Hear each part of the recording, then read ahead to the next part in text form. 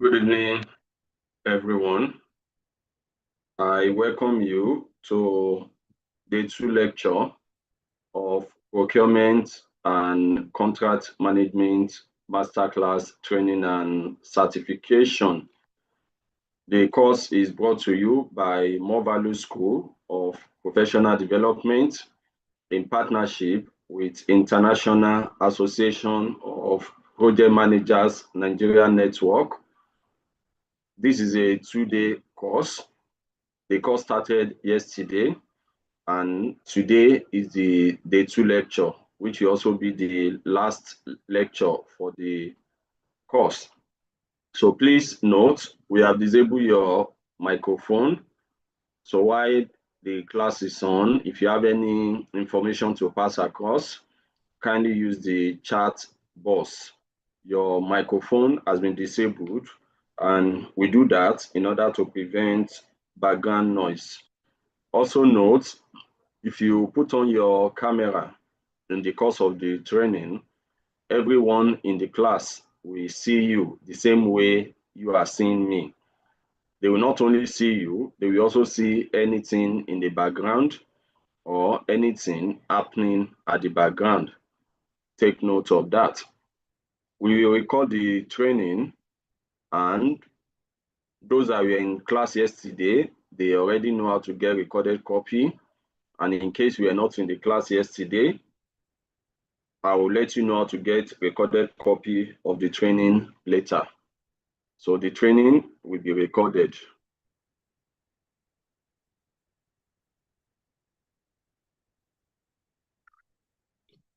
Once again, I welcome you to Procurement and Contract Management Masterclass Training, brought to you by More Value School in partnership with IAPM Nigeria. My name is Sunday Shemire. Sunday Shemire is IAPM Senior Official for Nigeria, co-founder of More Value School, and the lead course instructor for More Value School. So in this procurement and contract management course, we have 2 modules to cover. So module 1, procurement management, module 2, contract management. So for those that were in the class yesterday, we were able to complete module 1 from start to finish. So everything that has to do with procurement management, we completed it yesterday. And today, our focus will be on module 2. So where we'll be discussing contract management. That is what we are going to discuss today. Then, as stated yesterday, after the training, there is certificate of completion. This is sample of the certificate on my screen. I will implore you to take screenshots so you can see it clearly at your end. So this is what certificate of completion look like. Certificate of completion come in PDF. We send it through email. It comes in PDF. We send it through email. However, certificate of completion will not be given to everybody. And the simple reason is certificate of completion is not free.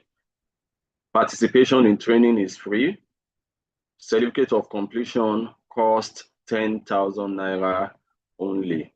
So the certificate you are getting is internationally recognized. The certificate is accredited by American Council of Training and Development. So you can verify our accreditation by going to their website.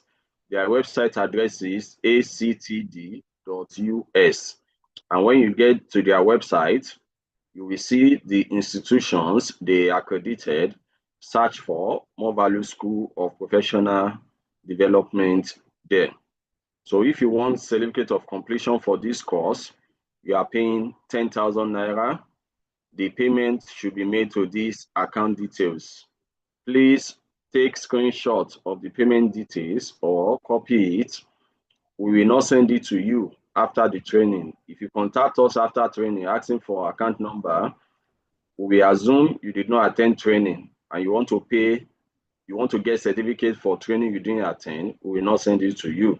I believe anyone that was in yesterday's class, we attest that what I'm saying now, I said it yesterday before I started training and after the training, and I'm repeating the same thing now.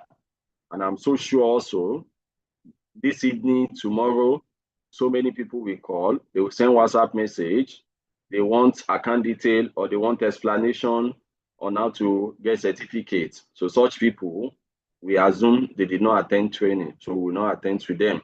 So this is the account details. After payment, send your evidence of payment to this phone number through WhatsApp, or you send it to this email address. When you send the evidence of payment, remember to tell us the course you are paying for. Also, give us your full name as you want it to appear on your certificate, and also give us your email address. Certificate processing and sending begin Thursday, which is tomorrow. I can confirm some of you have paid already, some paid yesterday evening, while some paid today. And if you send evidence of payment to us, we confirm your payment. So expect your certificate and the course package tomorrow. Deadline for payment is Saturday, 26th of July. So it's not compulsory, you pay today. But the last day you can pay for this certificate is Saturday, 26th July. After this date, don't bother to pay again.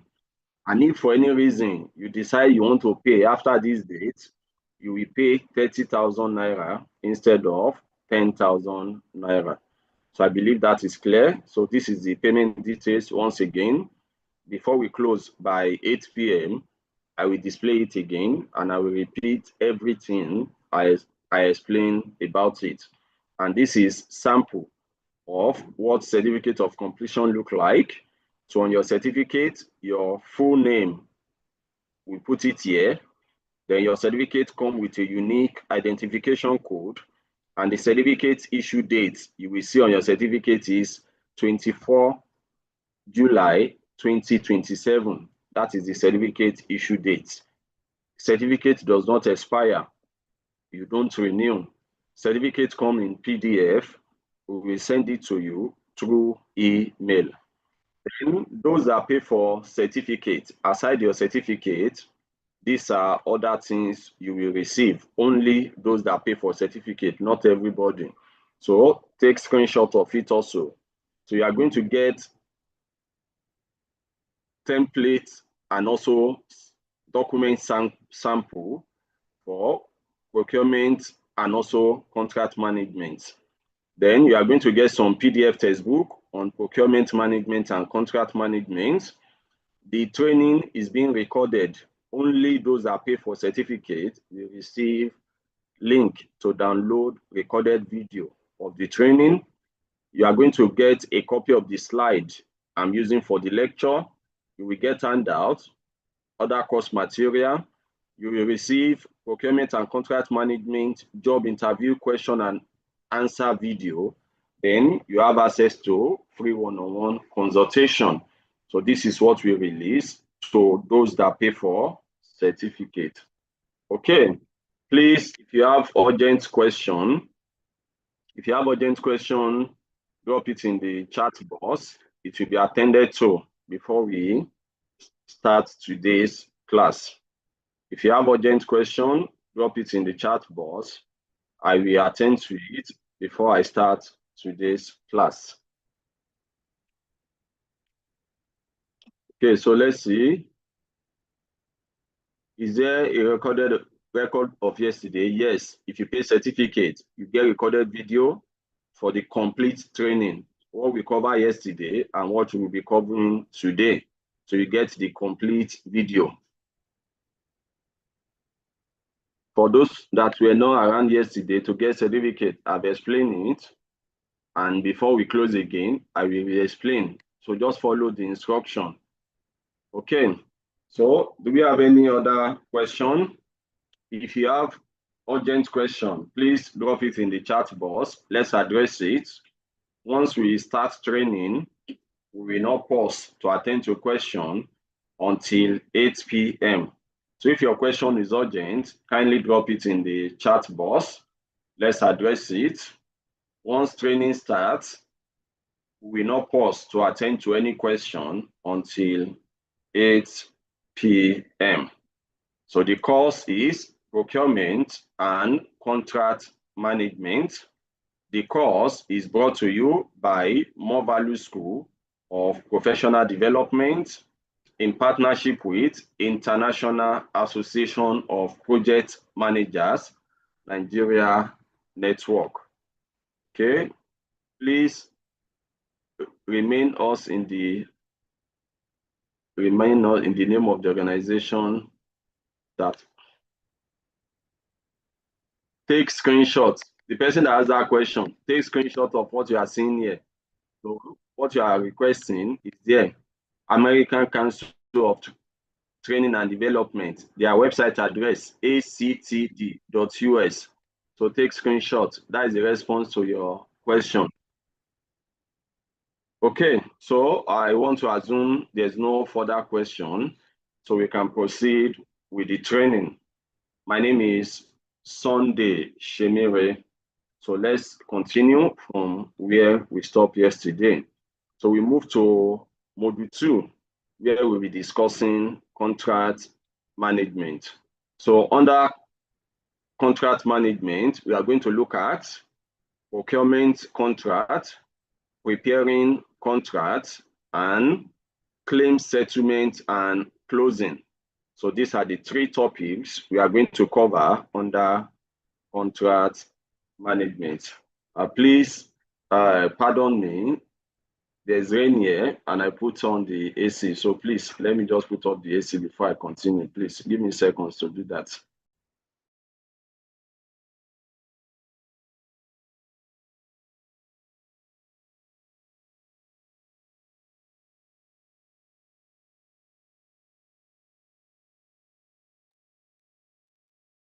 Okay, so we can move on. So let's move to the first section under contract management, where we'll be discussing procurement contracts. So at the end of this topic, you should understand the difference between agreement and contract. Then also, we are going to talk about elements of a legally binding contract.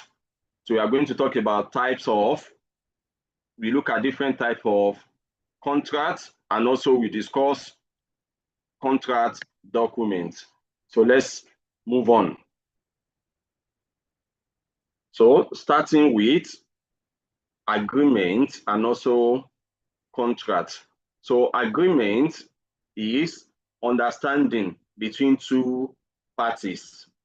So I made an offer to you and you accept the offer, but it is not formal and also it is not legal. Then talking about contract, contract also is an agreement, but contract is formal and also contract is legally binding. So agreement is understanding between two parties. Usually it is informal and also usually it is not legally binding. That is, it is not backed by law. While contract is understanding between two parties, which is formal and also which is enforced by law. So what makes a contract to be valid? What makes a contract to be valid? For a contract to be valid, there must be an offer. So a party make offer to the other party and the other party must accept the offer. So there's an offer, also there is acceptance of the offer. So you don't force clause of a contract on the seller, so also the seller cannot force on the buyer. So you come up with terms that you want, the procurement terms that you want, and the other party has right to either accept or reject. So you cannot force the other party to accept whatever term you are offering. Like, for example, you are saying you want to pay after delivery of what you are purchasing. The seller can choose to say no, you have to pay before we can deliver. Or you are saying you want to make 20% upfront payment, then you are going to pay the balance after delivery. The seller have right to either accept or reject. So for a contract to be valid, there will be offer from a party, then the other party accept the offer.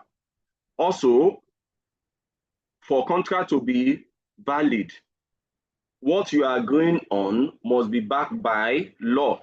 So you don't come up with something that is against constitution or against law, and somehow you want someone to agree to it, then later the person defaults and you now want to sue the person, you will not win at the end. So for contract to be valid, it has to be backed by law. Then also the parties in contract must have authority. They must have the power to be able to make the offer and also accept the offer. So for example, let's say a seller, for example, if security personnel of an organization just call a diesel supplier and tell him, bring so liters of diesel for us. Now, the question is, that security personnel, does he have power to make that kind of request? The answer is no. So if you are entering into any form of contract with anybody, the person must have the power to be able to make the offer or to be able to accept whatever offer you are making. So there should be mutual acceptance, and what you are agreeing on must be backed by law, and the parties must be legal. That is, they must have authority to be able to make such offer or make such acceptance. So let's look at difference between agreement and contract. So think of a contract as a formalized, legally protected agreement. So while all contracts are agreements, but not all agreements are contracts. So any understanding you have with a seller or a supplier that is not formal, that is, you didn't exchange, you didn't put it in writing, you didn't establish any channel of communication that both of you must pass through, and you didn't consider law before you reach that understanding, so it is just a mere agreement. So contract is also an agreement, but contract is an agreement that is formal and also backed by law. So let's look at some features of both. So agreement, not always legally binding, while contracts are legally binding. Then legality, for contract, it may not have any legal element. For contract, it requires specific legal elements. Then formality, so agreement can be informal, while contract has to be formal. So you have to adopt a particular channel, and as much as possible also, you want to ensure it is written. Then in case there is dispute or there is conflict, you cannot tender an agreement that is not legally binding. So it is limited to legal remedy, but if it is a contract, you can tender it as a document because the agreement is backed by law. So let's talk about type of procurement contract. Our focus is on procurement and contract management. So we are discussing procurement contract. So types of procurement contract. There are three types of procurement contract. We have fixed price procurement contract, cost plus procurement contract and time and material procurement contract. So we break it down one after the other because each is further subdivided. So fixed price, cost plus, time and material. Aside type of contract, there are other important terms that you need to know because most likely in the course of your relationship or the contract or agreement you have with your supplier, these terms will come up. So what do they mean? So extra item and excess item. So when we talk about extra item, what it simply means is we are introducing something new that is not part of what we agree upon before. So for example, I order for laptop. You send quotation, I send purchase order, and I'm expecting delivery. Then later, I now tell you I'll be needing laptop bag. So that is something extra. So extra means something new, initially not included in the procurement document. Then when we talk about excess means we want to increase quantity, or we want to increase quantity, or we are supplying more than requested. So excess item means already something we have requested for, then we want more of it. So take note of this term because we are going to utilize it in the course of explaining the terms, the types of contract. So excess item means the item is, we have already agreed upon the item, but we want to increase the quantity. So I order for 2 laptops, then now I want 3 or I want 4. So that is excess. While in case of extra item, I'm requesting for something new that is different from what I requested for before. So let's look at types of contract in detail. So starting with fixed price contract. So fixed price contract simply means the seller is giving the buyer a fixed amount that the buyer is going to pay. So the supplier is giving the purchase person or the procurement personnel a fixed amount of money that he or she is going to pay. Now, fixed price contract can be also subdivided into fixed price lump sum. Fixed price lump sum means the total amount. There will not be any extra payments. So this is the total amount it is going to cost for what you want to buy or for the service you want us to render. So this is all the money you are paying. No any form of extra. We are not going to charge you any extra. So if you use fixed price lump sum, the seller carry risk of any wastage. So take for example,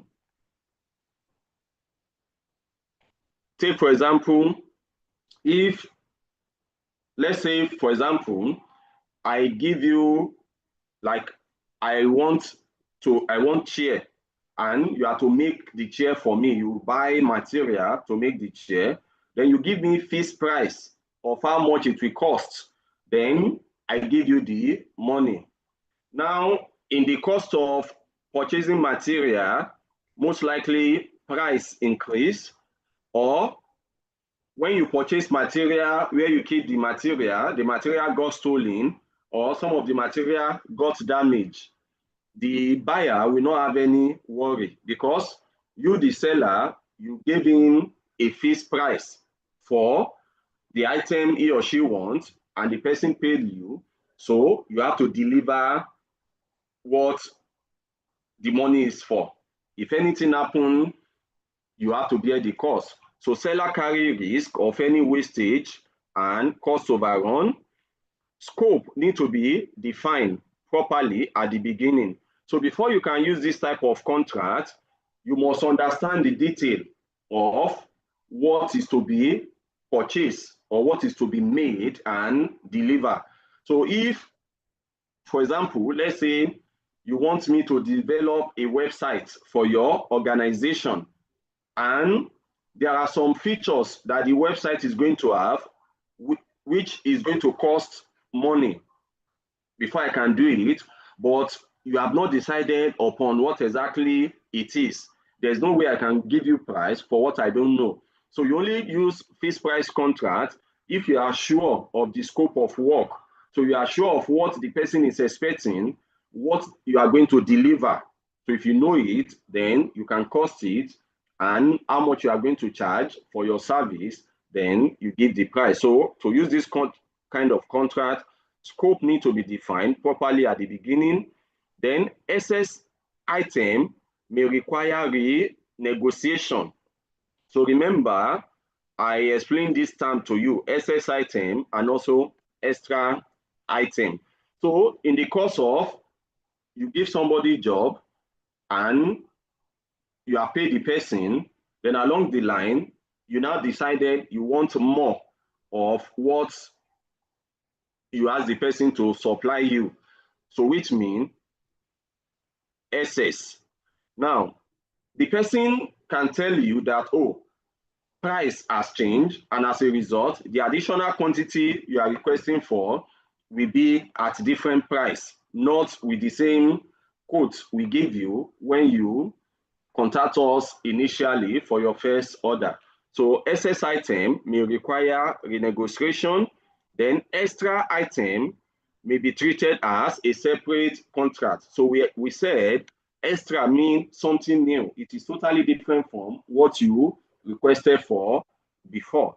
So you requested for chair before, and now you want the person to also make table for you. So that is extra item, and that can be treated as a separate procurement, and also a separate contract can be open for that. So fixed price lump sum contract is one of the most commonly used type of contract. Another type of fixed price contract is fixed rate, fixed rate. Now, in this case, fixed rate, the quantity of total of what is going to be supplied has not been decided. Total of what we are going to supply has not been decided, but we know specification of what is being purchased. Then the seller can tell us per one of it, this is how much it will be. Then the total quantity we now collect at the end of the day, or we accept at the end of the day, will now determine what will be the total price. So that is fixed rate. Seller carry the risk of cost overrun, scope to be defined in the beginning. So you must know what is the specification of what to be produced. The unit of measurement also have to be fixed.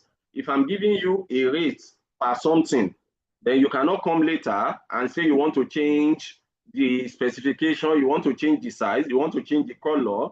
So if specification change, then definitely price cannot remain the same. So unit of measurement or specification has to be fixed. The excess item do not require renegotiation. So if I now want, initially I'm looking at, I'm going to buy 3. How much are you going to give me per one? Then later, I now decided, okay, I'm going to buy 5. So I want excess of the same thing. So excess item do not require renegotiation since we are dealing on fixed rates. Then extra item require renegotiation. Extra item means something totally different from what I ordered before. So that will require renegotiation. And extra in this case also can mean maybe I come up with another dimension or another configuration or specification of what I want. So in that case, we cannot work with this rate again. We have to come up with another rate. This type of contract is commonly used in construction environment, Then we move on. Another type of fixed price contract is fixed price plus incentive. Fixed price plus incentive. So we agree on a particular price for the order. Then we now said if you can peradventure maybe deliver within so time, then you are going to get some extra incentive. Or if what you deliver meets a particular standard, then you are going to get some extra incentive on that. So this is a fixed price contract. Incentive is tied to performance. So what we are ordering, there's a fixed price for it, but there's now some condition. If you meet the condition, then you'll be entitled to some extra pay. So incentive is tied to performance. Performance measurement criteria is mentioned in the contract. So on what condition are you going to get incentive? So will be discussed or will be agreed upon in the contract. Is it if you deliver by so date, or if what you deliver meet a particular standard? Incentive can be percentage of total cost. Then also incentive ceiling is determined. So what will be the highest incentive you can get? So that is fixed price plus incentive. Then fixed price with economic adjustment. So like for example, a situation where the procurement is for a product that is going to take a long time to make, and if we agree on a price now, we cannot purchase all the material we will use to make the product now, for maybe because there's no space to keep it, or maybe the material have short shelf life, so we cannot purchase everything now. But we know that for the fact that this is the price now, by the time we want to buy the material we use to make the order, it is possible that price will have changed. So as we are agreeing on fixed price, we're also giving condition that as time goes on, we are going to consider economic factor, and based on external economic factor, we make adjustments to the price. So like if exchange rate should increase, then we have to renegotiate. If there's inflation, we have to renegotiate. So this is a fixed price contract also, and a fixed price contract that external factor that we don't have control over will always affect. So I'm giving you an example, like something that is going to take maybe a year. You are buying something and they have to make it for you. But before the period of making it is going to take like 1 year. And all the components they are going to use, they cannot just buy everything immediately.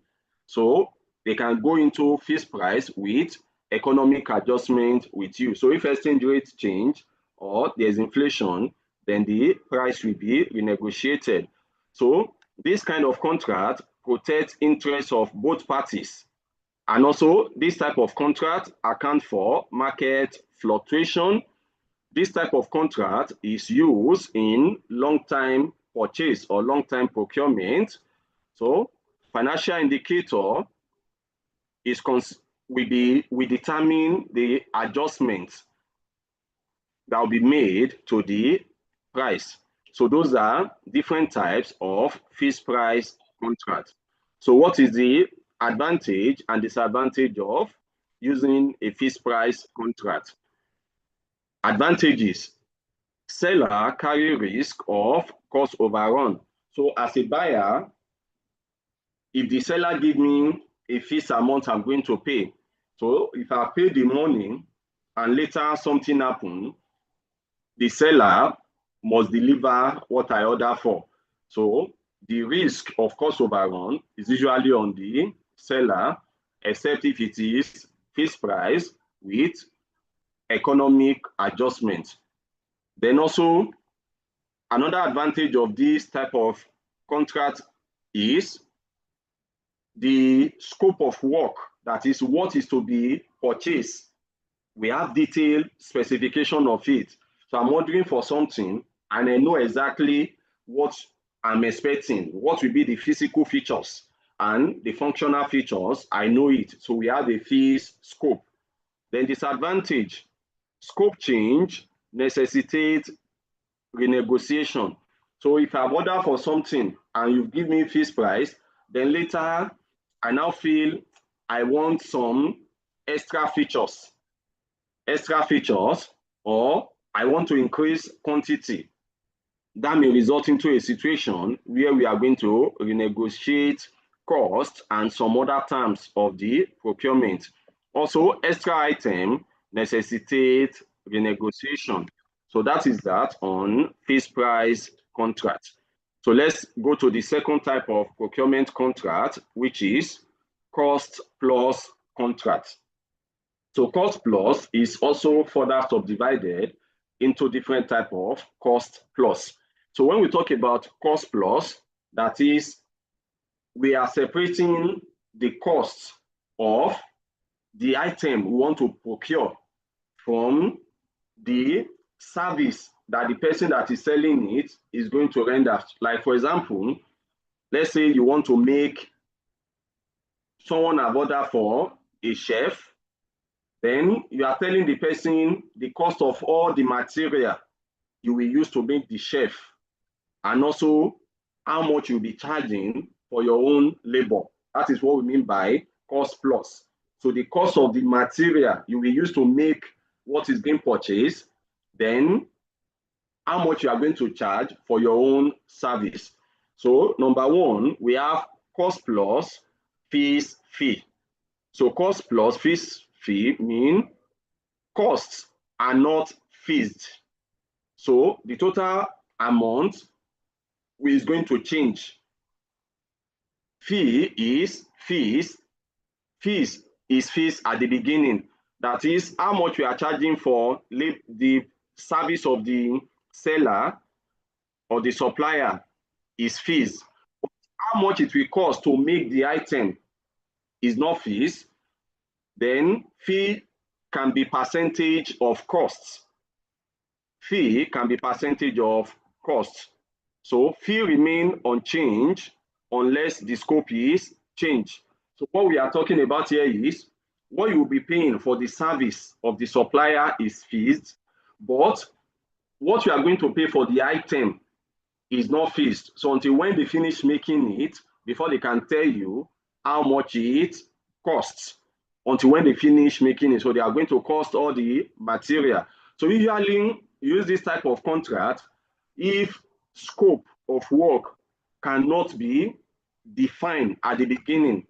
So I want to make you are ordering for something, but it is difficult for us to tell all the features and all the function at the beginning. So as we start making it, then we'll start knowing, okay, what are all the things we are going to use and the like. Let's say, for example, you want to come up with a drug you want to come up with a new drug for a particular disease for a pharmaceutical company. Now, it will be difficult for you to tell them how much you are going to charge for the material you are going to use for the drug discovery experiment. It will be difficult. Why? Because at the beginning, since it's something you want to discover, you cannot tell exactly what and what you are going to mix together to arrive at results. So you are going to do some experimentation, some things will not work, you discard it and try another one. So for the material you are going to use, we cannot fix cost for it. But you can say, okay, but for doing this work, this is what I'm going to charge for my own service or my labor. And by the time we finish the work, then we are going to cost how much we spend to make it. So that is cost plus fee. Fees, fee. So fee remain unchanged. That is what you pay for the labor or the service remain unchanged, except if scope of work or if specification change, then scope change necessitates renegotiation of fee. So if you increase the work, then you cannot expect that I will still collect the same labor. So if you increase the quantity of what you want, then my labor also is going to change. So buyers suffer risk of cost overrun, including wastage. So in this case, if the supplier waste materials in the course of making the product, who is going to suffer it is the buyer. Like for example, let's say construction work. So you give someone construction work to do for you, and in the course of the construction, they waste some material. They waste material. You that owns the project, you'll be the one to bear the loss. It's not the person that you give the work to do. So buyers suffer risk of cost overrun and also wastages. So this type of contract is used in prototyping or consulting. So you want to come up with something that does not exist before, or in consulting where you want to help somebody to solve problem, but we cannot tell exactly what the solution of the problem is before we start. So you can use this type of contract. So we also have cost plus fee. So costs are not fees, and also fee is not fees. So note in the first one, fees, we have fees fee, that is how much you are charging for service and labor is fees. But you can also have another situation where what you are charging for service or labor is not fees. So cost is not fees, also labor or fee is not fees. So buyer suffer high risk of cost overrun, including wastages. Scope cannot be determined at the beginning. So as a result of that, fee cannot be predetermined. So if there's a service I'll be rendering to you and I cannot tell all the things I'm going to do from the beginning, then I will not want to give you a certain amount I'm going to charge. So until when I finish the work, then we can now negotiate also how much you are going to pay me for labor and what you pay for the material use. So this type of contract is used in prototyping and also research and development, and majorly used in healthcare. Then the third cost plus contract is cost plus incentive. So based on performance, you are going to get incentive. So all reimbursable costs, that is, cost is not fees. All the money spent on material will be paid. Then also there will be incentive fee. So incentive is tied to performance. So what you get as labor for labor or incentive will be determined by the result that is achieved. So performance measurement criteria must be set at the beginning. Usually benefit sharing, then incentive ceiling is defined. Then the fourth type of cost plus contract is cost plus award. So all reimbursable costs, that is cost of all the material to make the product, then plus award fee. So how much you are going to pay you also for the work. So costs are not fees at the beginning. Award fee determined at the end of the procurement exercise, and the award fee is at the discretion of the buyer, reviewed by the buyer. Performance criteria in this case is usually ambiguous. So those are four types of cost plus contract. So advantage and disadvantage of cost plus contract: extra items do not require negotiation or renegotiation. Seller gets a free hand. So as the person performing the service, as the supplier or as the seller, I know that I'm going to earn based on the service I render, based on what you order for and the service I render to supply you or to make it. Then disadvantage: buyers suffer risk of cost overrun. So if materials are wasted, it is the person buying that will bear the waste. Seller's inefficiency may result in high cost.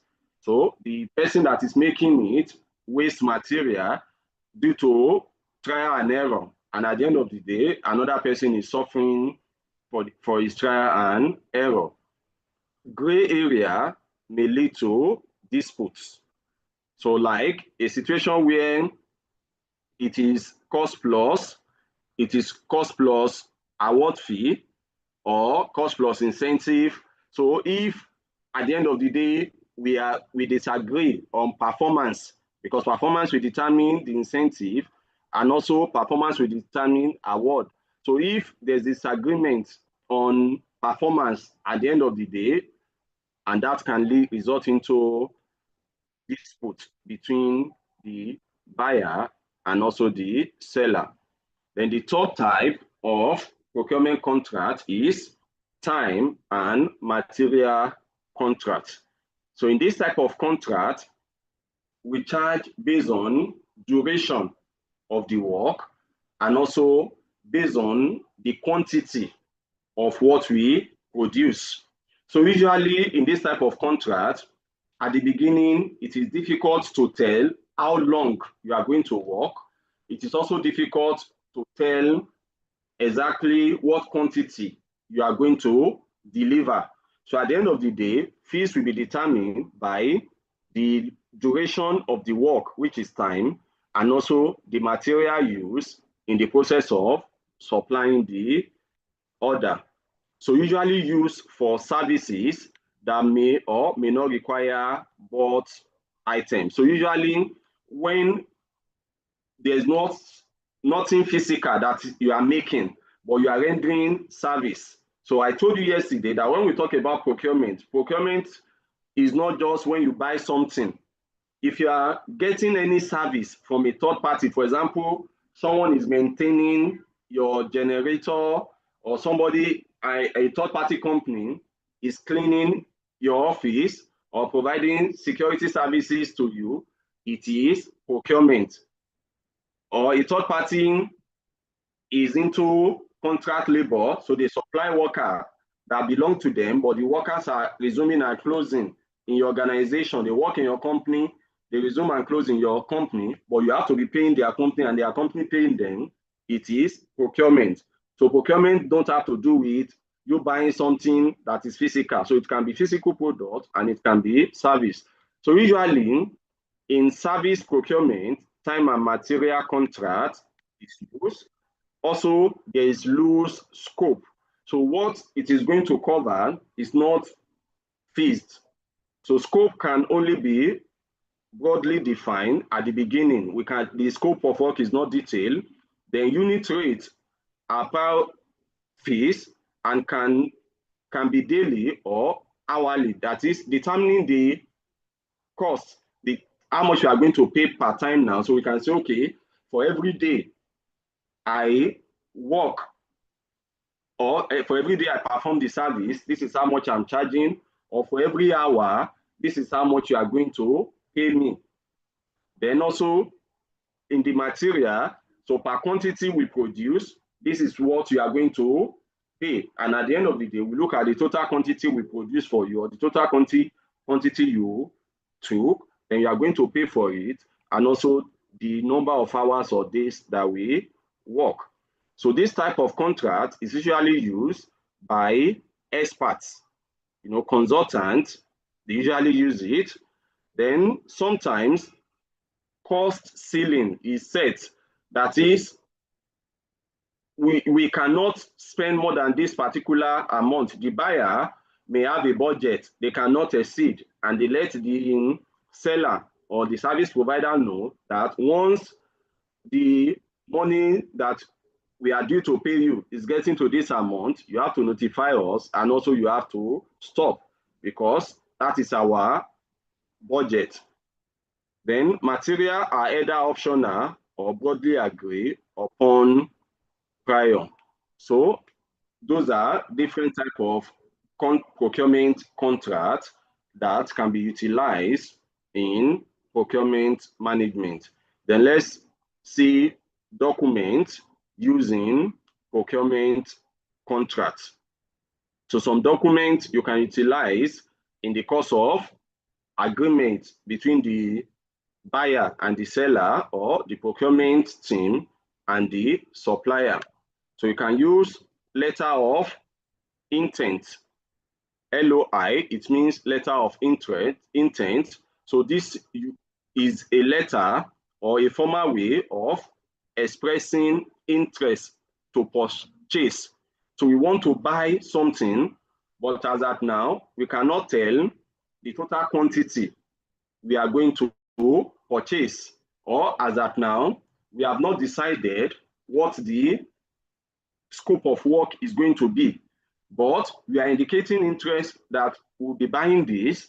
So on the end of the supplier or the seller, he can start getting the material he's going to use or the things he will use to fulfill the order. He can start getting it pending while we have final agreement. So letter of intent, or you can see it letter of interest. So I'm telling you that I need this.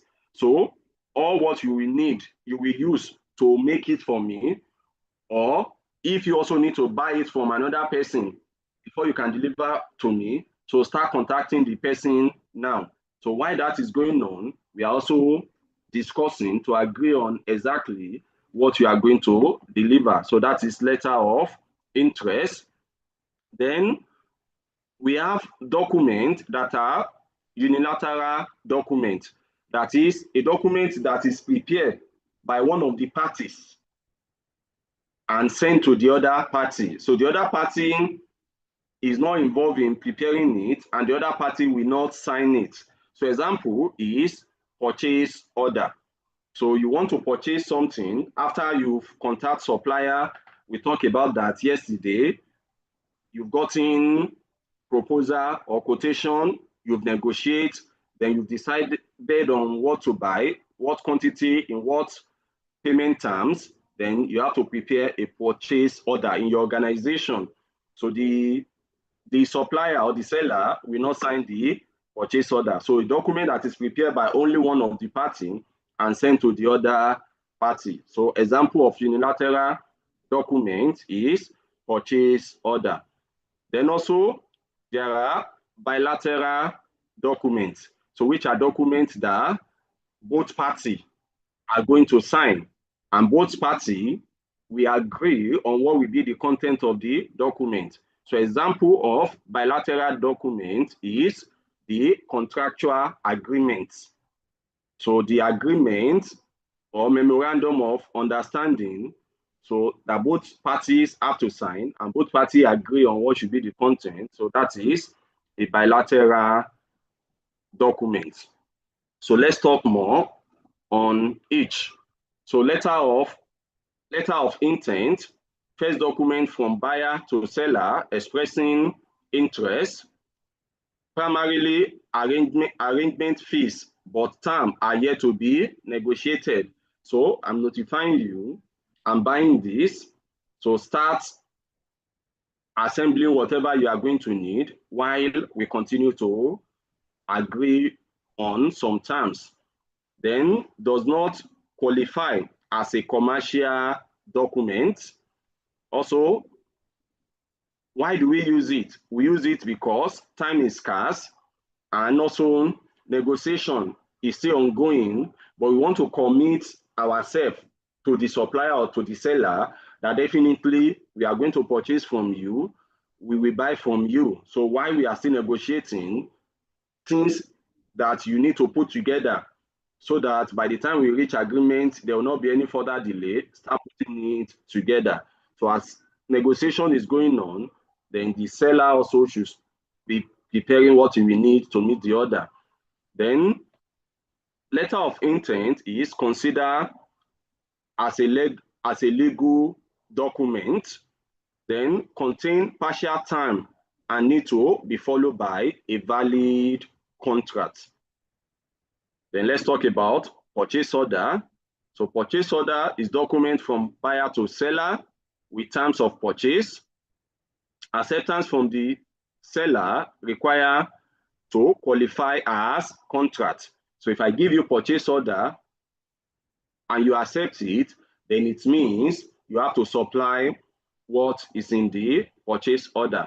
So purchase order qualify as a contract as well as commercial document.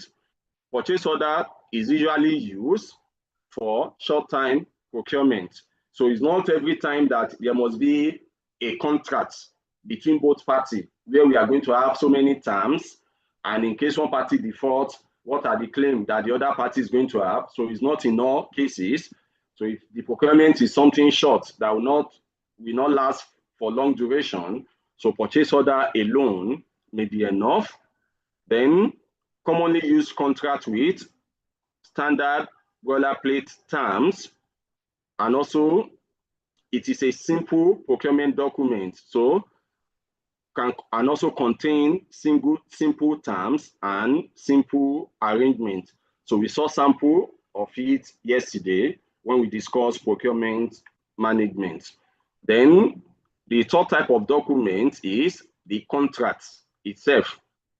So the contract, terms of arrangement between buyer and seller. So the content of a contract is determined by both parties. So you make offer, I accept your offer, then I also make some offers, then you also accept it, and we put everything in a document and both of us sign. And we must be sure that what we are agreeing upon is something that is allowed by law, something that is legally binding. So both parties need to sign and accept the contract. Used for complex arrangement, require greater understanding, contain all standard boilerplate terms plus other arrangements, used only for long-time order spanning across years, does not qualify as a commercial document. So it is not actually a procurement document, but we need it in case there is disagreement or one part of the transaction refused to fulfill its promises. So it is not a commercial document. So we still have to issue invoice. We should have to issue delivery notes. So as commercial document to back the transaction. So other documents that we can use in procurement contracts, general supply condition. So we can, aside from the contract or the LPO or letter of intent, we can also state some condition that we expect the other party to meet. Then we can also use open LPO. So open LPO is different from purchase order. So normal PO, purchase order, mean I'm telling you exactly what I want, exact quantity, specification, and price I'm going to pay based on the negotiation we had. But sometimes you can use open LPO when you've not decided on the total quantity you are going to take at the end of the day. You've not decided on it, and also when you need the item. So you can give a supplier or a seller open LPO. So they continue to supply. They continue to supply without we did not reach any agreement on the total quantity they are going to supply. So it is used for long-time purchase agreement. Then also we can use memorandum, we can use understanding or any other document that can be utilized between buyer and seller. So in order to establish preferred suppliers by conveying confidence on paper. So that is that on procurement contract. Now the next thing is, how do you prepare contracts? What should be the content of a contract? So we are going to look at terms and condition, delivery terms, technical specification, and other things that need to be in your contract. So within every contract, there has to be some terms and condition. So example, scope of work. So this agreement is on what purchase or what order or on what product, on what service. So we are signing an agreement. Why are we signing it? What is the basis of our agreement? What is the basis of the transaction? So which product am I purchasing from you, or which service are you rendering to me? So when we look through the contract, we should be able to see the statement of work or scope of supply. So what is that item that we are trading? Then also within the contract, there should be price and payment term. So for what you are making for me or the service you are rendering, what is the price and what is the term of payment? So am I going to pay 100% before you start working, or will I make part payment 50%, 20%? Then as work continue based on the milestone you reach, then if I inspect and I see that you've reached a particular stage that we initially agree on, I will release another money again. Then by the time you finish, I'll pay the final payment to whatever you agree upon. So that should also be stated in the contract. So the price, and now it will be paid over what period and portion. Then also within your contract, you should discuss milestone, or you highlight milestone. So milestone means important points or significant things. So what are things that should happen at a particular time? Or what are things that if we see, then we will say, yes, progress is being made. So milestone define different stages of the concerned procurement. So how are we going to measure progress, or what are some things that we expect to happen at a particular time? And if it does not happen at that time, then the other party can maybe make some claim that the other party has default. So also within the contract, we should set milestone. So you set milestone based on time that you want something to have happened. So that also should be captured. Then in your contract also, delivery condition should be discussed. So time of delivery, incentive and fine. So if we deliver on time, are we entitled to any incentive? And if we did not meet delivery time, are we to pay any fine? Should be discussed, should be captured in the contract. Then also the time frame of the contract.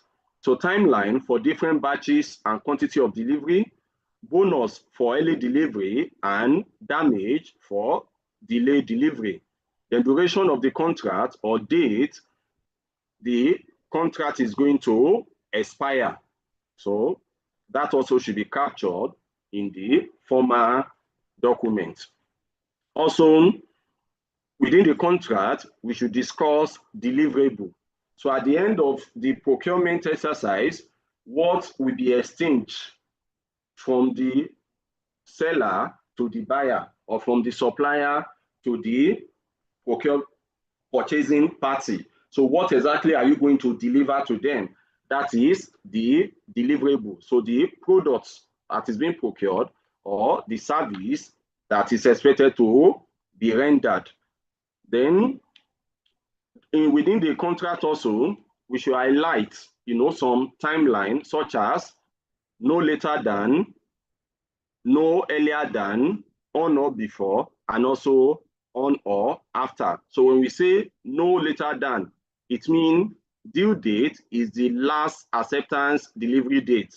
So anything after that date, we will not accept. That is no later than. What you are delivering, the service you are rendering, must not exceed a certain day. If it exceeds, we can decide not to accept it, and you are going to pay damages. Then no earlier than. No earlier than means you cannot deliver before a particular date. So there's a date and you can only deliver after. So should not be delivered earlier than the mentioned date. So let's say, for example, let's say you are constructing a guest house or hotel, and another party will be doing the interior decoration. Now, you already signed contract with them, but you can tell them that the material they will use for the decoration and the like, they cannot bring it to the site until a particular date. So even if they choose to buy it before then, they have to look for where to keep it. So there's a stipulated date that you agree, and that is when they can bring what you order for, or that is when they can start rendering their service. So no, that is no earlier than, then on or before. So on or before mean you can do it on a particular day or before the date. On a particular date or before the date. On or after. So on a particular date or after the date. So if all these conditions are necessary in what you are procuring or in the items you want, the service you want, then make sure it is captured in the contract. Also, limitation of liability and insurance. So in case of damages, who is going to bear it? In case damage occur, who is going to bear? So limitation of liability is talking about what will you be responsible for, and also to what extent. Like for example, like let's say I give you a job to do and we enter into fixed price contract. Fixed price contract, then this item, you can tell me that, fine, you are going to make it, but in the course of delivering, like I've come to inspect, you've done it, in the course of delivering, if damage, some form of damage occur on the road or during installation, this is the limit of what you can spend to fix it. If it will exceed, fixing it will exceed a certain amount, I have to provide the balance. So limitation of liability is what you will be responsible for. So you capture that also in your contract. Then, do we need any form of insurance cover? If it is needed, who will be responsible for that to pay the premium to insurance? So is it the buyer? Is it the seller? So that also, if it is necessary, you capture it in your contract. So within your contract also, you discuss warranty. That is a promise that the product is going to perform to some extent or till a particular period. So I can tell you, give me guarantee or give me warranty that in the next 1 year, if anything happen, any form of damage happen, you are going to fix it. And you as a supplier also, you can decide to, in the course of negotiating, so you tell the buyer that if anything happens within the first 1 year, we are going to fix it for you. And that can even be the time on which you are going to agree on a particular cost. So if there's warranty, discuss it and capture it in the contract. Then installation and services. So services pertain to setup, installation, and trial period. So are you charging extra fee for installation? During installation, are you going to provide accommodation for our workers that will be coming for installation? Are you going to provide food for them and the like? So if it is something you, after making, you take it to the buyer site to install, then you have to ensure that clause that will cover that is also captured in the contract. So like in the course of installation, if there's any form of accident, you the buyer, will you be the one that will be responsible? Will you be the one to treat the people that sustain injury? Or if anything happen, any form of accident occur in the course of installation, the seller have to take care of themselves. So installation and services should be discussed. Then after sales service. So now after we have procured, you have delivered, if we want to, the product got damaged or the product need to be maintained. So can we call another person, or it has to be you that will do it? So there are some organizations that will insist. So they are the only one that can service it, that can maintain it. The parts for the product, you can only get it from them. As if you call on a third party to open it, then the product is no longer under warranty and the like. So all these should be discussed and be captured also in the contract.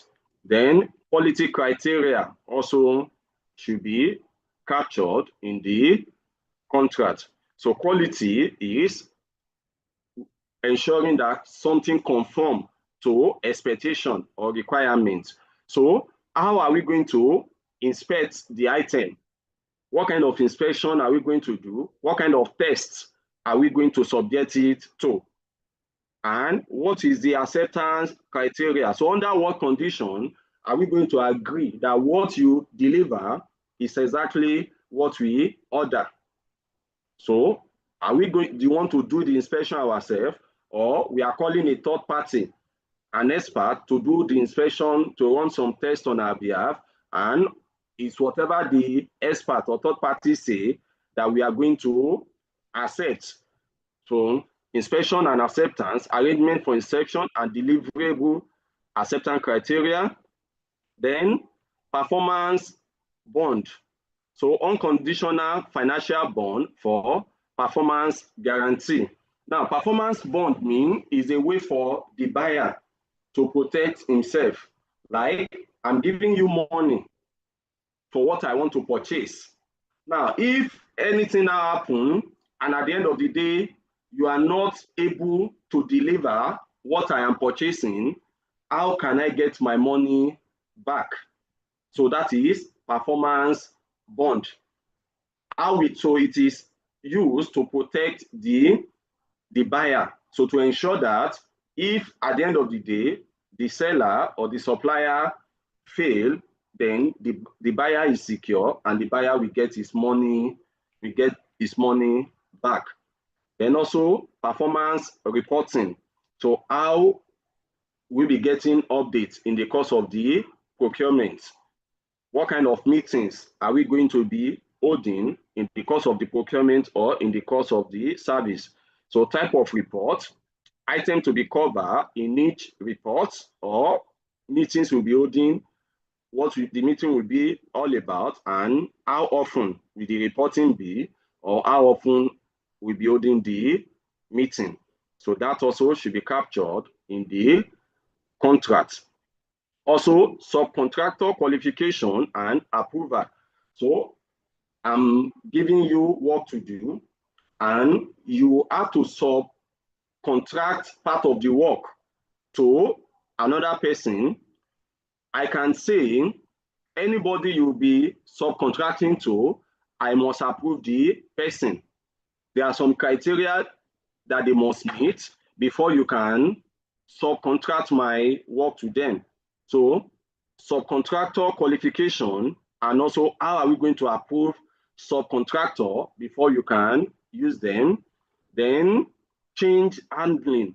So in the course of the procurement exercise, if we want to make change to what we agree upon, what will be the procedure for the change? If I want to change specification, I want to change quantity or delivery time, payment time, so what will be the procedure to make change to what we agree upon? So the change control process should also be captured in the contract. Then troubleshooting arrangement. So in a situation where there is dispute between us, or where there is disagreement between the buyer and the seller, so how can we resolve it? And also, if for any reason I'm not happy with the way you are doing what I asked you to, what I'm purchasing from you, So what will be the condition for termination? On what condition can I, as a buyer, terminate the procurement, and you also as a seller, on what condition can you decide that you cannot produce my order, or you don't want to continue with the service I ask you to render for me? So on what condition are we going to terminate? And if there is dispute, how will the dispute be resolved? So procedure to follow and arrangements applicable upon termination, then procedure, preference dispute resolution, and applicable jurisdiction. So you don't want a situation where you are dealing with a supplier in Lagos, then when there is disagreement between both of you, the supplier now sue you in a court in Port Harcourt, or take you to a court in Abuja, or is using the federal law for you instead of the law of the states. So that is where dispute resolution agreement come in. So if there is dispute, if there is disagreement between us in the course of this procurement exercise, how will it be resolved? Then also, which law are we going to use? Are we using state law? Are we using federal law? Or are we using international law? Then also, if at all we have to go to court, which court can we go to? And where can the court be located? So that also should be captured in the contract. Then delivery terms should also be captured in the contract or in the agreement. So at what point is ownership transferred to the buyer? So at what point the buyer or the person purchasing will take full ownership and full responsibility? And also at what point is the supplier or the seller responsible for any form of risk or cost that occur? So yesterday we talked about Incoterm. Because of time, I will not go deep into it. So Incoterm is used for international procurement. You know, like you are in Nigeria and you are buying something from China, from Ghana, from any country outside Nigeria. In reaching agreement, it will be difficult for you to say, okay, we are going to use the law of Nigeria, or we are going to use the law of America, we are going to use the law of China. So in that case, there is a rule set by international chambers of commerce in order to help importer and exporter, or whoever is doing international procurement, to be able to agree on who is going to be responsible for what during the course of their transaction. So who will be responsible for what? And yesterday, I showed you the 11 Incoterms that are available, and we saw sample. So I show you the 11 Incoterms, and also what are all the activities that happen in the course of international procurement. Then during each of the stages, who will be responsible? So is it the buyer that will be responsible, or is it the seller? So the buyer and the seller have to decide out of the 11 available Incoterms which one they want to operate with. So if they decide that they are going for free carrier, it means the good that is being purchased, when that good is still at the premises of the seller or the supplier, any form of risk that happen, damage that happen, the seller is responsible. Then by the time they load it into truck, they are taking it to ports of shipment.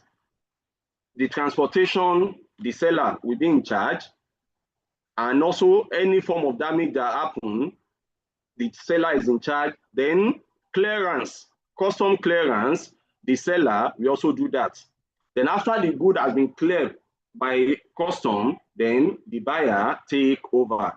So, or up till when the item will be on the sea or on air, till when it will arrive at the port of the buyer, then clearing it at the import custom of the buyer, then transporting it to your premises. So each of the available Incoterm define who will be responsible to what during the transaction. So we talked about that yesterday, and in the cost package, you are going to see these charts. So that break down the different type of Incoterm and who is responsible for what during international procurement. So I'm going to skip all these. So these are different type of the Incoterm and what it means. So we talked briefly about that yesterday, and also going through this chart, it will break it down. It is something that is so simple. Then within your contract also, you want to cover technical specification.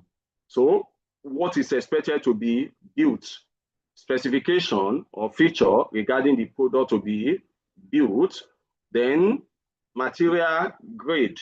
So I'm giving you what to do so we can agree on the grade or the type of material you must use for the job. I'm buying something from you and you have to make it before you can deliver. So we can agree on what type grade of material you must use to make it for me. So if there's any agreement on that, capture it in the contract. Also, procedure requirement. So if there are some steps that I expect you to perform, there are some steps or some special activities I expect you to perform in the course of making what I order from you, then that also should be captured. Then drawing design to be provided for manufacturing. So that also, the drawing is part of our agreement. Then confirming standard. So establish standard for product design and quality.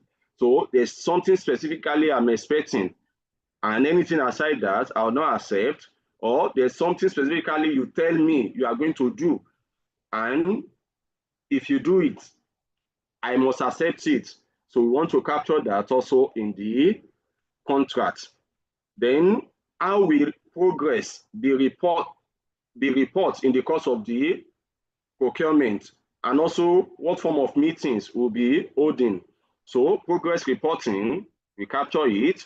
Site inspection. So when can the buyer come and check what the seller is putting together to deliver? So can I just come anytime, or there are specific time that I can come?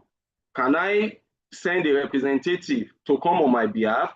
Can I engage a third party to do inspection for me without my presence and the like? So site inspection, authority of clients to visit supplier site during the progress, then participation and scope of third parties in the process.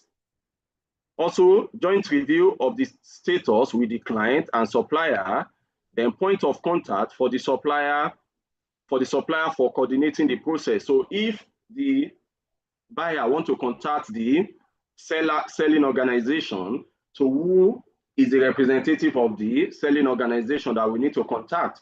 And also if the seller want to contact the buying organization, so who is the representative of the company? Who should they talk to? So that also should be captured in the contract, and both parties should sign the contract.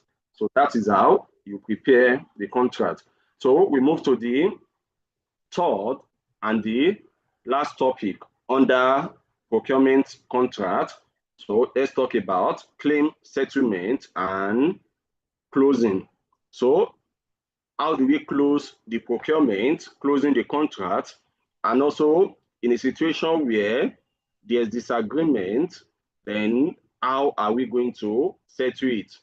So here we are going to look at claims and disputes, claims management, dispute resolution, and closing procurement. So some terms we need to understand as regard claims and dispute are disagreement. So disagreement is when the parties in the contract fail to reach agreement on over claims. So we have agreed on what to be done, but as work continue, then we start arguing on something. So at that point, there's disagreement. Then claim is what I am expecting, what I'm telling you you are supposed to do. You promise you are going to deliver by so date, or you promise that by today, so quantity will have been ready. So what I feel is my right, I am supposed to get. Then default mean violation. So you promise something, but you are not doing it. Then differences. So me, I am saying something, and you two, you are saying something different, something else, and we cannot agree. Then dispute, failure of both parties to stay on the same page. So in order to manage claims, in order to manage claim and to be able to manage claim properly, there are some documents that we have to keep. So aside the contract that we sign, so some documents need to be kept, and we must ensure these documents are up to date. So example, change log. So in the course of giving you work, we've signed an agreement. Then later, as the work is progressing, so I now come, I tell you, I want to increase quantity, or I want to change color of what I ask you to produce, or I want to change size. So that is change. So you should keep change register or change log, so that later, if I come and I'm telling you this is not what I agree, then you can bring it out when I make a change request. So change log and also issue log. So problems that come up, so make sure you are recording them and what we agree on how to solve the problem. Then also your contract documents such as bill of quantity, bill of material, then change terms that we agree in the contract, price variation terms. So if what we agree is cost plus economic contract, economic adjustment. So what is the price variation term, and also what is delivery condition. So all these documents will be needed, plus the agreed contract in order for us to be able to manage disputes or to be able to verify claim from either of the party.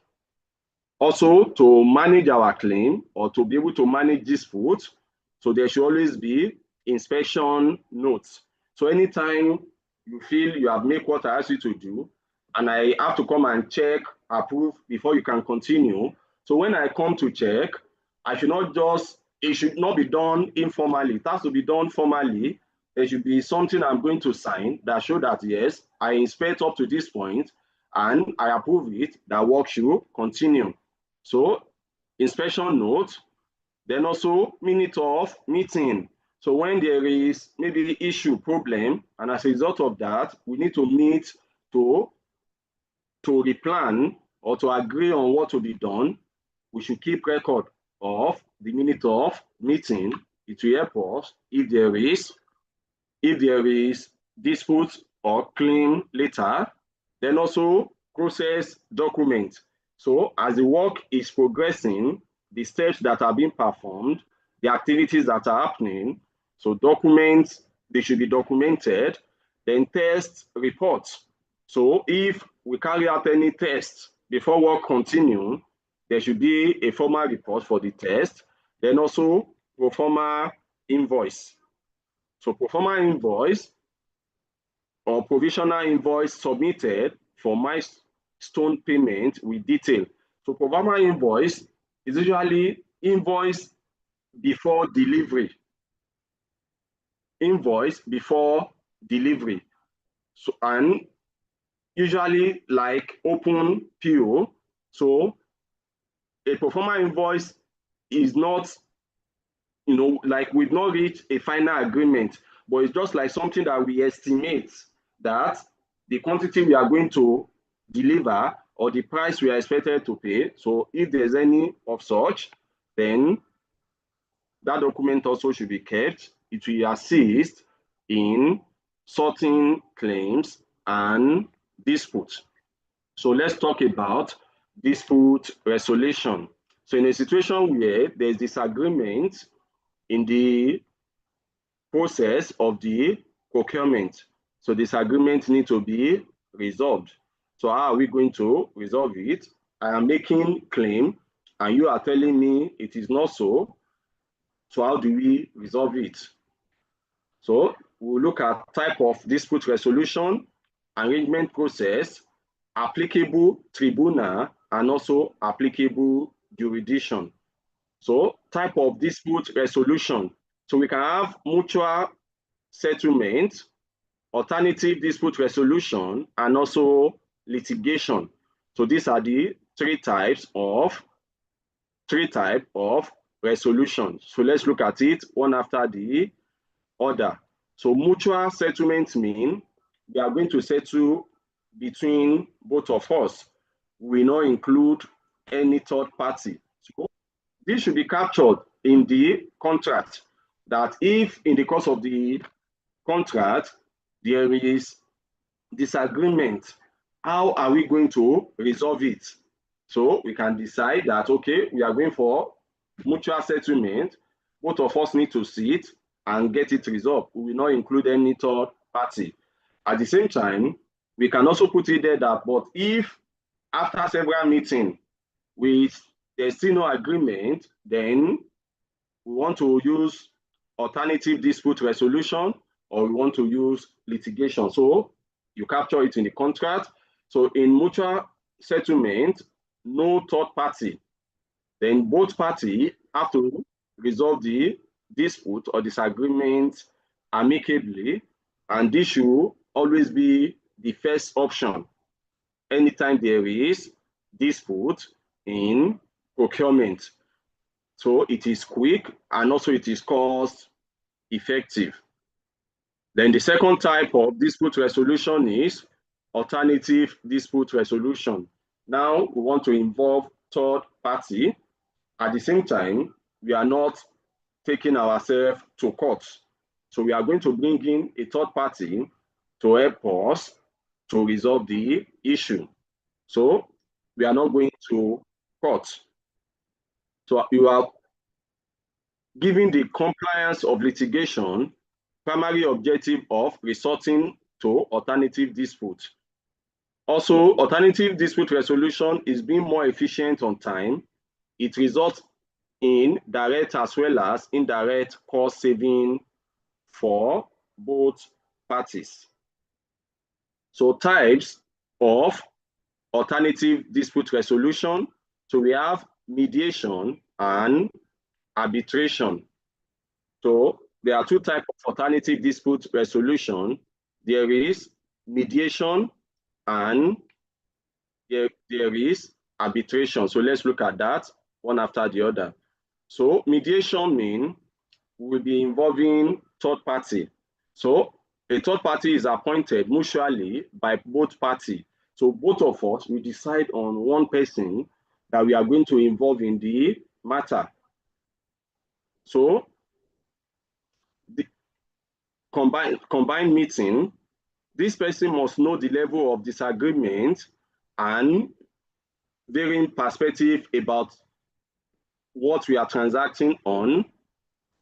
This person is going to meet each of us. So we meet me to hear my point. We also meet you to hear your point, then bring both of us together to solve this solution through a win-win arrangement between the party. So that is mediation, then arbitration.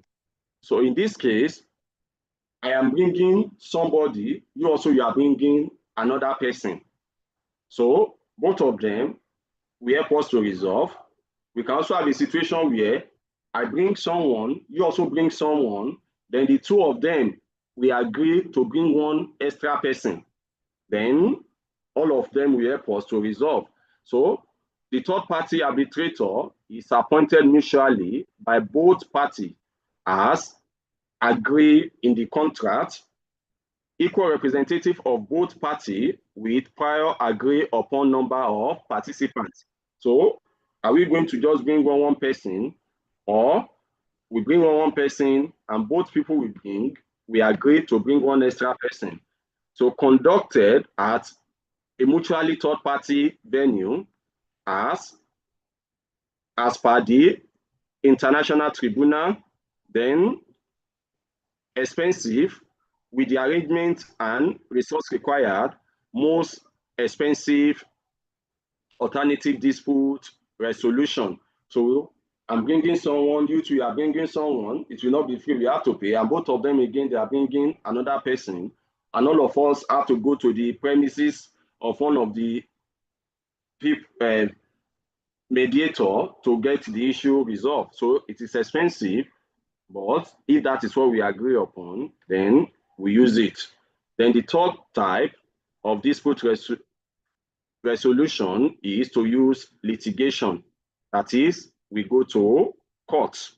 So depending on the type of case that we feel we have. So is it a criminal case? Is it a civil case? Or is it a case where a party needs to recover some things? So usually civil case are usually business dispute fall under civil case, then criminal suit, business dispute that involve harm to life or fraud. Recovery tribunal, if certain claim pertaining to recovery of advances. So if one party believes there are some things he or she need to collect from the other party. So those are the three types of dispute resolution that we can utilize. And remember, you have to capture it in the contract. As I stated earlier, you don't want a situation where you are doing transaction in Lagos, then somebody will now take you to a court in Abuja. So you start traveling to go and attend to court cases. So in order to prevent that, we want to agree, document it in the contract.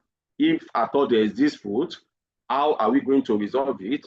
If at all we'll be going to court, which law are we using? Is it state law? Is it federal law? Is it international law? So that will also determine which type of court you'll be going to. Then also, which location must the litigation be? Can we go anywhere within Nigeria, or is there a specific location that we are choosing? So closing your procurement, ensure that the good or service are of required quality. So what you order for, make sure you inspect, you check, and you confirm that you have received what you want. Then inspection release, issue of release note or test certificate for fit to use. Then claims, insurance claim or any other claim pertaining to this supply. So if there's any claim you feel you have, so you make it before you finally accept. Then also avail warranty. So if there's any guarantee the supplier is giving you, or any warranty or performance bond, so you want to ensure that that also is discussed and there's something to back it up. Then payment of due. So before we close, all payments, has it been settled? And if our contract permits that payment can be made after some times, so all payment milestones are met and other balances are settled, then there should be completion certificate. So issuance of completion certificate to supplier and involve third party. So with that, we can close procurement. Then sometimes also we have to terminate procurement. So the items ordered and have not been fully delivered, or some dispute occur, some disagreement happen, and as a result of that, we cannot continue with the procurement. So procurement can be terminated. So for you to terminate procurement, you should have stated in the contract, so under which condition will procurement be terminated?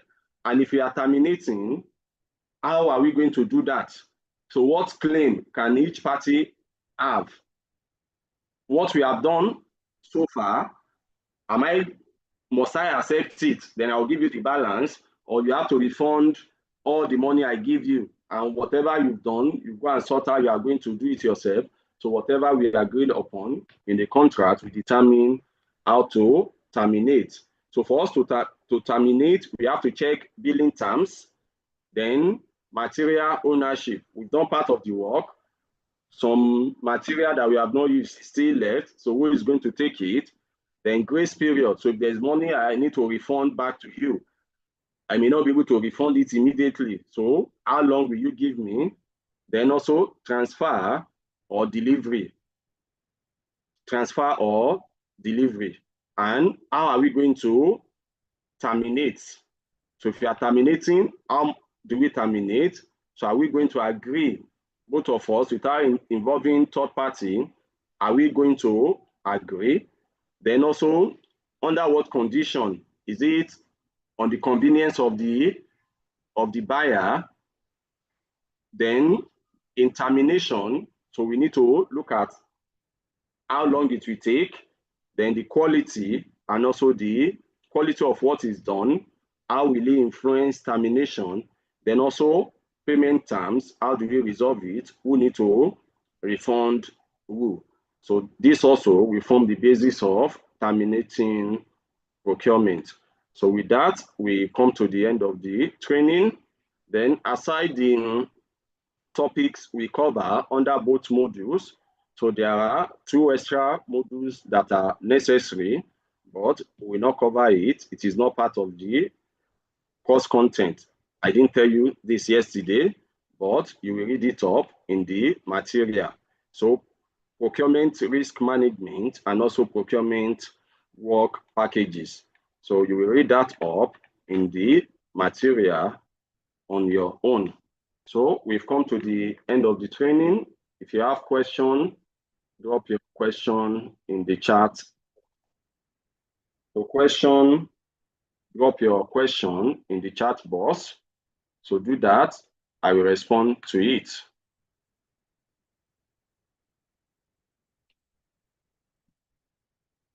So drop your question. I'm expecting question. I'm giving you 2 minutes to do that because I want to sign out by 8 p.m. latest. So drop all question so I can attend to everything together. So drop question.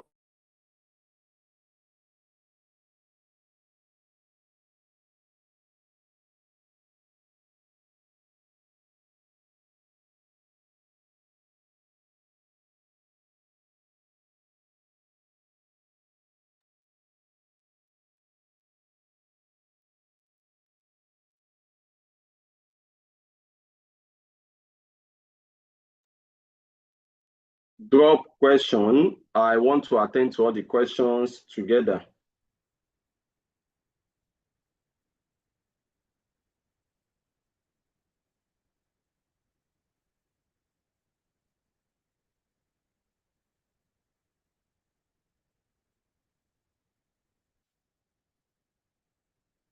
Okay, drop question. So for the benefit of those that they didn't join yesterday and they were not here when we started today, I told you there is certificate of completion. This is sample, take screenshots, and the certificate is not free. If you want certificate of completion, you will pay 10,000 naira. This is the payment details. Take screenshots. If you contact us after I sign out, asking for how to get certificate or asking for account number, we will not answer you. And anytime this happens, people will get angry. So I'm telling you now, so that you will not now send one screenshot to me to confirm that you attend training. I mean, I will tell you, if truly you are in training, you should know how to get certificate. You should know the payment details. So certificates come in PDF. We send it through email. It comes in PDF. We send it through email. It comes in PDF. We send through email. And certificate processing and sending will begin tomorrow. So this is what the certificate look like. The only thing that will change there, number one, we will put your name here. Number two, the identification code on your certificate will be slightly different from what you are seeing here. Why? Because all certificates has unique identification code. Then number three, the date you will see as issue date is 24 July 2025. So every other thing remains the same. The certificate can be verified using this QR code. If you want to verify, you scan the QR code. Every other thing remains the same. So if you want certificate, you are paying 10,000. This is the bank name. This is the account number. This is the account name. After payment, send your evidence of payment to this phone number through WhatsApp, or you send it to this email address. When you send your evidence of payment, tell us the cost you pay for. Give us your full name as you want it to appear on your certificate, and also give us your email address. Deadline for payment, Saturday, 26th of July. So it's not compulsory you pay today, but I know some of you are paid yesterday, some pay earlier today, and those that pay and send evidence of payment, we have confirmed their payment. So I tell you, if you pay and you refuse to send evidence of payment to us, you will not receive certificate. Truly, we will receive your payment, but there's no way for us to trace you. So if you pay, send your evidence of payment to us. Send it to us through WhatsApp to this phone number, or through email to this email address. So if you do that, we confirm the payment, then you are certain to receive your certificate. Because sometimes some people will pay, they will not send evidence of payment. Then after 1 week, 2 weeks, or 1 month, they will now come. I attend training, I pay for certificate, I did not receive it. Then you ask them, when you pay, did you send evidence of payment? They will tell you no. So if you pay and you refuse to send evidence of payment, you will not receive certificate. So if you make payment, make sure you have something to show that you pay, then send it to this phone number through WhatsApp, or you send it to this email address. So we confirm the payment, then we process your certificate and send to you. So the last day for payment is 26th of July. If you contact us after this date, telling us how you attended training 1 month ago, 2 months ago, and now they are doing appraisal in your company, so you need the certificate now, or you want to apply for one job, you want to pay and get the certificate now, the first thing we will tell you is to wait until when next we repeat the training. And if you cannot wait, you will pay 30,000 naira. So take note of that. Okay, so that is that. Then if you pay for certificate, these are all the things you will receive. Number one, you are going to get procurement and contract management document sample and template. So every document we have talked about in the course of this training, there is sample of the document and template of the document. It will be sent to you along with your certificate. You will also get PDF textbook on procurement and contract management. You will get recorded video of the training. You are going to get a copy of the slide that I use for the training. You will get handouts and other study material. You will get video of procurement and contract management job interview question and answer, and you have access to free one-on-one consultation. So these are the things you will receive if you pay for certificate. So not everybody, only those that pay for certificate. So let's see other questions that has not been answered. I attended the class yesterday, and I've also paid. Evidence of payment and other were sent to designated email as directed. Okay. Good evening. Please, I'm not expecting you to answer my question now. Please, when next is project management? Sorry, I don't have answer to that question. We did project management last week, Saturday, and I was one that took the training. We have not fixed date for the next project management. And also for the paid project management, is still in progress. So they've not done exam. We've not fixed date for the next one. So if you are in our WhatsApp group, you will get update when we fix date. Or if you follow us on Facebook, Instagram, and LinkedIn, you will get updates when we fix dates. What are the rewards we are getting after payment? I've explained it. Please, can we get template sample of letter of intent, procurement, purchase order, and contract? I've told you, you will get document sample and template.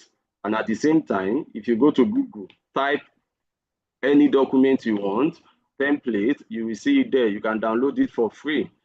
Please, sir, how I look for contract or procurement manager? I don't understand you. I don't understand this question, no. How I look for contracts as procurement manager? I don't understand the question. So please rephrase the question. How will you look for contracts as procurement manager? The reality is I don't understand what you mean by how you will look for contracts.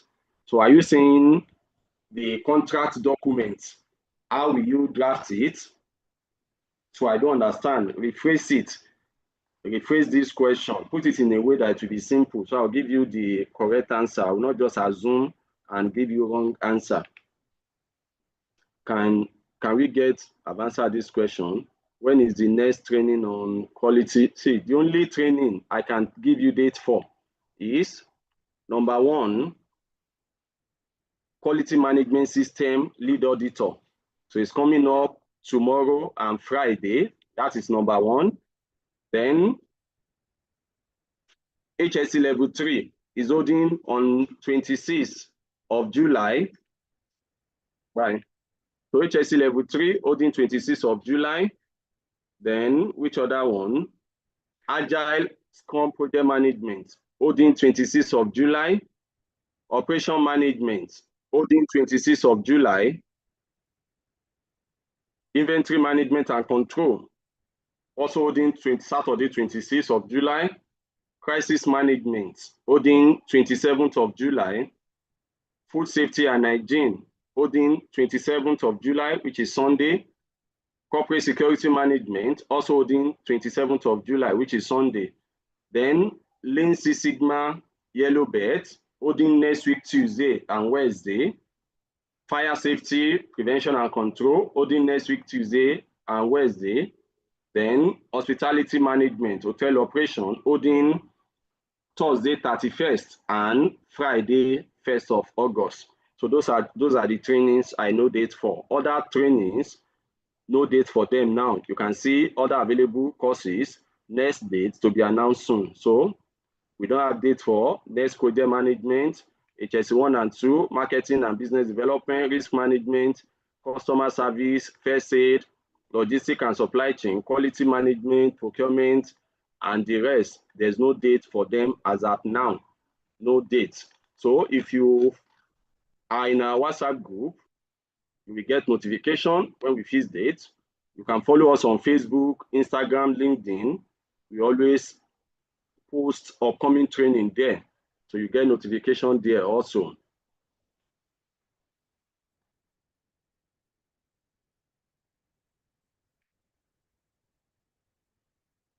Please, it's legal for a company that secure contract to supply item and ask the organization to pay the contract sum into another company account?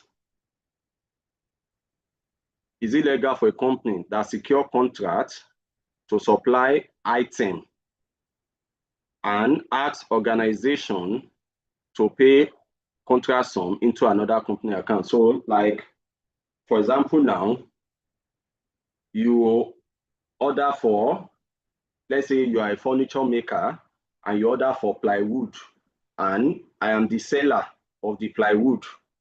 So you order for plywood, I now tell you to pay the money you are supposed to pay for the plywood. I tell you to pay into another company's account instead of my own account.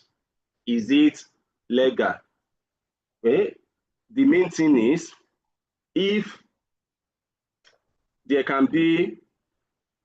an official document that back it up, something official that back it up, that it is the supplier. This is where the supplier tell you to pay the money into.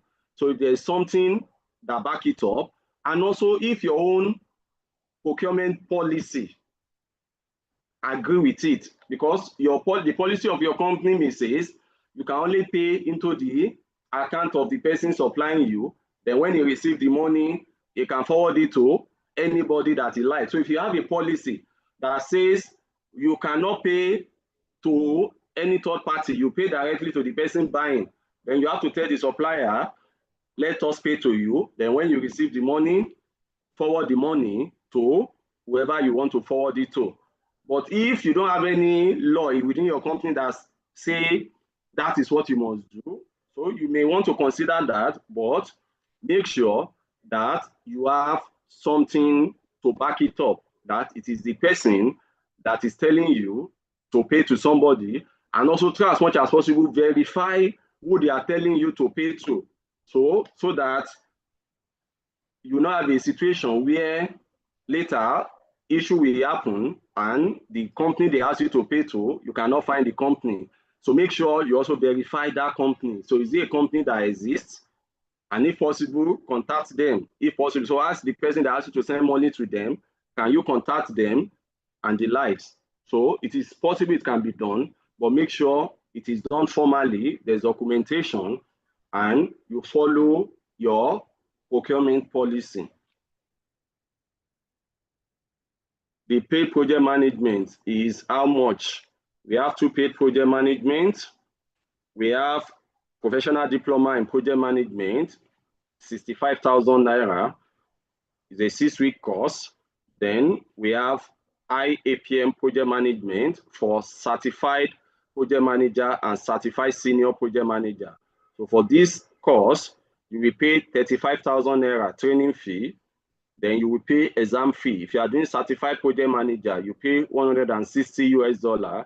If you are doing certified senior project manager, you pay $220 US. So that is the fee for the paid project management.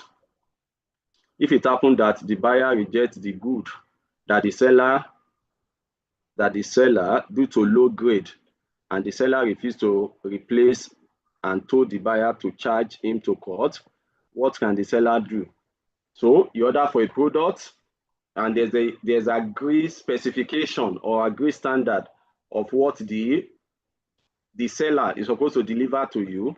And now that the seller has delivered, what they deliver to you is not within specification, and you are telling them you cannot collect it, they now tell you you should sue them to court. So if there is disagreement, and you believe you have claim, you believe your rights has been violated, sue them to court. At the same time, is there any form of agreement? That standard you are expecting, is it documented anywhere that this is what you expect them to deliver, and they agree that that is what they are going to deliver? Because when you go to court, you must show evidence. You don't just go there to go and talk, and this is what I'm expecting. So there has to be evidence. So is there any document that you give to them and they sign, they agree that yes, this is exactly what we are going to deliver to you? Because also, before somebody can be so confident and tell you to sue him to court, maybe the person believe that is going to win you. So before you sue, make sure you have evidence for any claim you want to make. So, and if you believe that you have a claim, you can sue him to court or sue the supplier to court. How do I look for contracts? You are still repeating. As a procurement manager, how do you look for, what kind of contract are you looking for?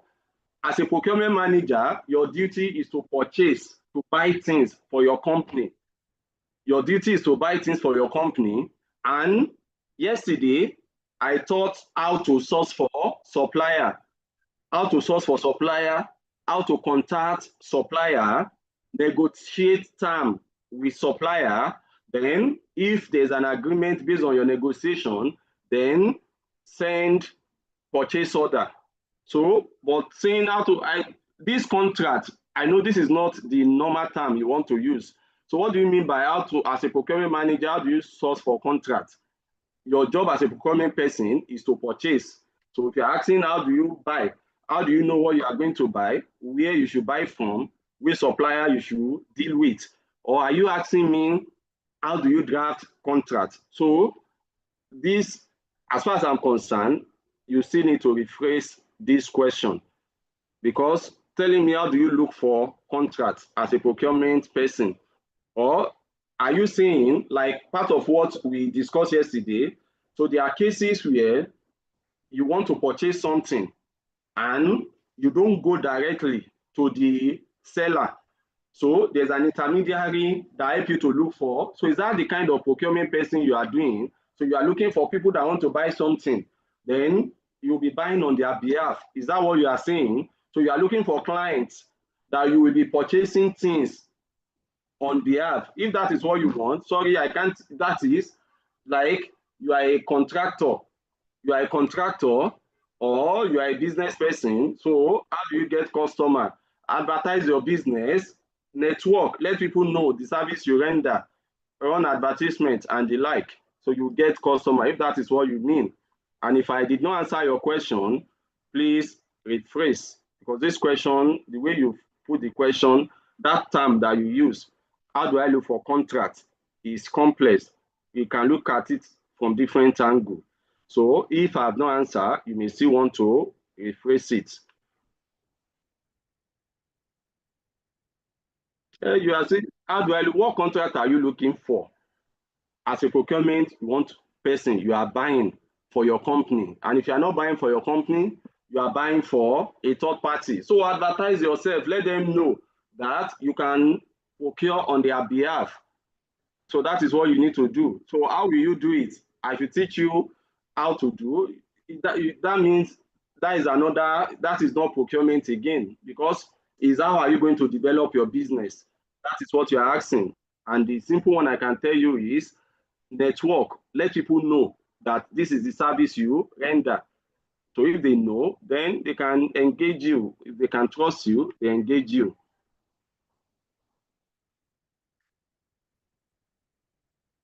How much is the paid project management? You still drop this question again. I have explained it. And I believe you're in the class. When I show these two documents, I have explained it. This is past 8. By 10 minutes past 8, I will sign out. So I have just 2 minutes to go. How can I get yesterday's teaching? If you pay for certificate, you get the recorded video. Is yesterday course different from today? I paid for certificate yesterday for procurement. Am I to pay again for? The answer is no. Yesterday, I told you yesterday, if you started the training with me yesterday, I told you that in this training, we are going to cover 2 things. We'll cover procurement management and contract management. So yesterday, I taught contract procurement management only. Then today, I taught contract management. And I've shown you certificate template. So look at the certificate. What is there? Procurement and contract management masterclass. So you are not paying for any other certificate. You are paying for only one. Only one. It covers procurement and contract management. That is the course title.